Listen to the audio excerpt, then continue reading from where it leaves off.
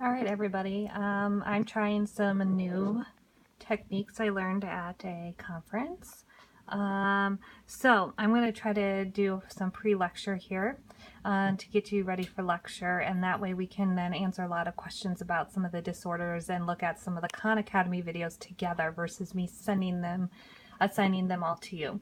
So I want you to pull open your PowerPoint, get into your book for the cardiac chapter, and maybe even pull up those focus questions, because this first part I think is going to help answer a couple of those first focus questions. So, chapter 23, child with cardiovascular dysfunction.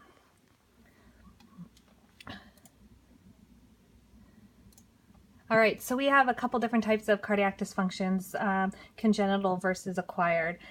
Congenital are those defects that are present at birth. However, we may not always diagnose them until after birth. So typically about 8% of these have a clear genetic cause, such as Down syndrome or some other congenital or chromosomal abnormality.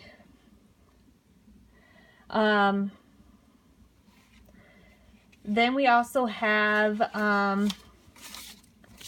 Prader-Willi syndrome is another one that sometimes is related to some congenital heart diseases. Remember that about a third of the infants with a congenital heart disease will have some sort of disease that's serious enough that they will need to either have a cardiac cath, a cardiac surgery, or they could die within that first year of life. Some complications of congenital heart diseases are things like heart failure, hypoxemia, growth restriction or retardation. Those words are used interchangeably. Developmental delays, pulmonary vascular disease, and often these kids will have failure to thrive. Now, when we're talking about acquired heart diseases, these are disorders that occur after birth. And they can be a wide range of causes, or they can be things that are due to a complication of long-term effect of congestive heart disease. Typically, acquired disorders are the result of underlying cardiovascular problems. This is typically like heart failure, but also includes things like rheumatic fever, cardiomyopathy, ineffective endocarditis, hyperlipidemia, hypertension, and Kawasaki disease. Remember, these also are related to infection, autoimmune response, and even environmental factors could affect our cardiac diseases. Okay, so these are just some big statistics on some causes of congenital heart diseases and some different things in the pregnancy, so the maternal or environmental causes that can lead to these children having congestive heart disease or congenital heart disease. Okay.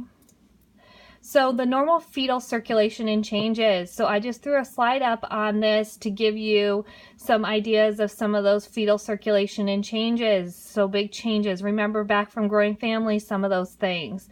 I have a couple different changes. This picture that's showing the fetal circulation and then the adult circulation that we should all see within hours to a few days after birth. These are just a few views on that. So what I want you to do for me is to go to Khan Academy, which I have pulled up on my screen, and I will post these things for you guys as well.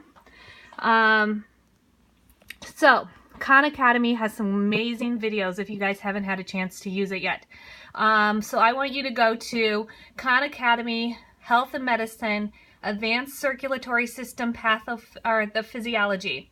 I want you to look at the flow through the heart, then fetal circulation right before birth, and then the baby circulation right after birth, before we come back to class on Thursday.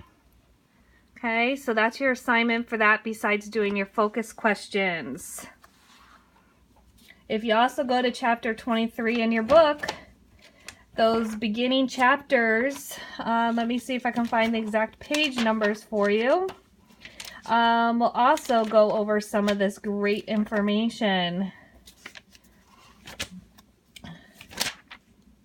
So page 742 of your book has some circulatory changes at birth. Okay.